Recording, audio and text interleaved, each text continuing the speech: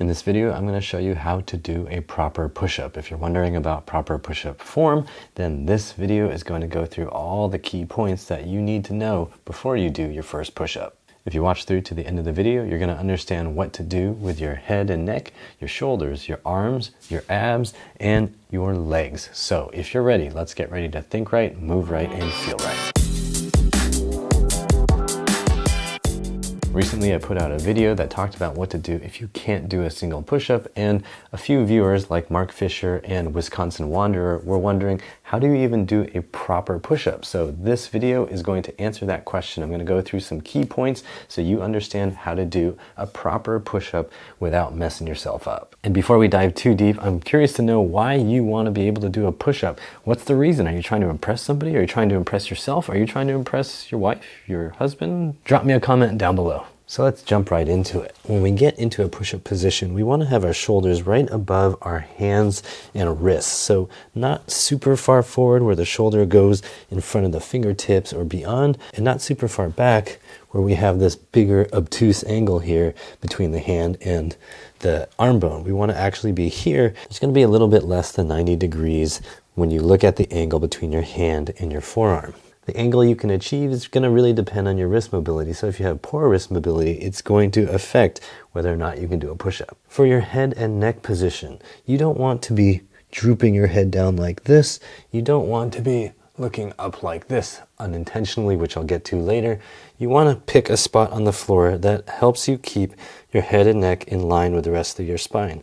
Usually that's going to mean looking somewhere between your hands, maybe draw an imaginary line between your thumbs and stare at that line, tucking your chin and pulling the back of your head up towards the ceiling. Next, you want to keep your abs on, your glutes on, and your thigh muscles on so that you're engaged with the floor, your abs are firing, your low back is stable.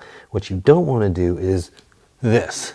Why don't you want to do this? Because when you start doing push-ups like this, you're going to also start to feel like your low back is getting crunched, because it is. When you first get started with push-ups, have your hands about a shoulder width or a little bit wider. Do not go into a narrower position with your hands, because if you're just getting started with push-ups, you're not going to be able to do this, and you're probably going to face plant. So now you know your starting position. You've got your abs on, your glutes on, you've got your arms where they're supposed to be, you got your head and neck in position. Now, when we lower ourselves down, we want our forearms to basically stay as vertical as we can keep them throughout the whole range of motion. We don't want to see the forearm position change drastically, going in all kinds of weird angles. We want the forearm to basically start and stop in pretty much the same position throughout the motion. That's going to look, again, like this. When you're a beginner at push-ups, it's important to maintain that so you have a limited number of variables for your muscles to deal with. If your forearm starts wobbling around or goes into extreme angles while you're still learning how to do a push-up, you're more likely to strain a muscle around the elbow joint. And even as you get more advanced, that principle is going to stay the same unless you are specifically trying to target certain muscles or certain angles for some specific reason. So again, head and neck in line with the spine, shoulders over the wrists and hands in a nice little midpoint that's balanced, abs on, glutes on, thigh muscles on so you feel firmly rooted into the floor. Lower yourself down, keeping the forearms vertical, and up you go. Okay, so we're just going to keep going up and down as low as you can and all the way up. One thing to notice is as you go down, you're going to need to move your head a little bit to pull away so you can get your chest all the way down to the floor. So just be mindful. Don't smash your nose at high velocity into the floor, because that's just never comfortable. Now, what if you're trying to do push-ups from your knees? Well, in this case, all the rules basically stay the same, and you're just going to have to work a little bit harder to keep your glutes and your abs on. Your thigh muscles obviously can't be on as much, because if they were, you'd be lifted off the floor. So we're going to really try to keep those abs and glutes squeezed. Watch your face, and up we go.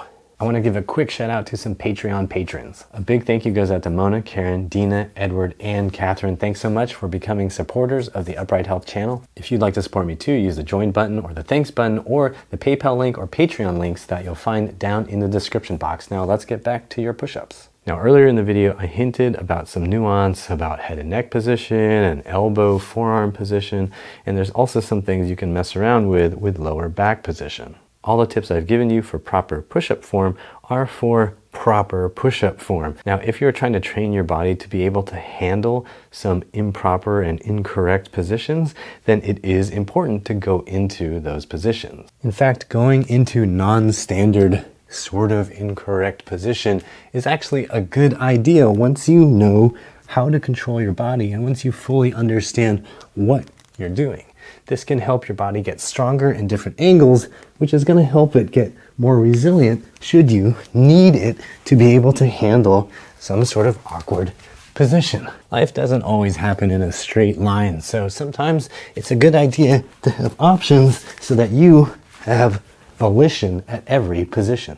So as you get better at your push-ups, you can experiment with getting fuller ranges of motion by using yoga blocks, elevating your feet so you target your shoulders and chest muscles a little bit differently, or adding shifts and rotations so that you can work one arm harder than the other and really focus on asymmetries that might be lurking. So now you know how to do a proper push-up with good form, and you understand what you can start working on once you know how to do a good push-up and you feel strong and confident in your push-up. If you can't do one single push-up or you get shoulder pain from push-ups, check out these videos here. To support this channel, use the thanks button or the PayPal link down below, or join and become a supporting member. Like and share this video, subscribe with the bell notification on, and as always, I hope you remember that pain sucks, life shouldn't.